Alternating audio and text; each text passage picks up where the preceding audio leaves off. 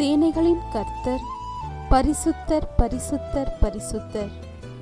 இன்றைய நாளுக்கான வேத வசனம்.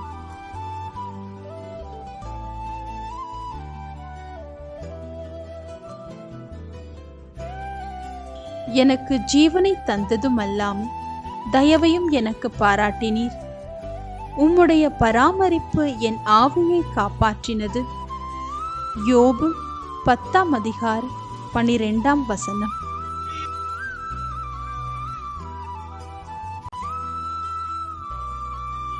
You gave me life and showed me kindness, and in your providence watched over my spirit. Job chapter 10 verse 12.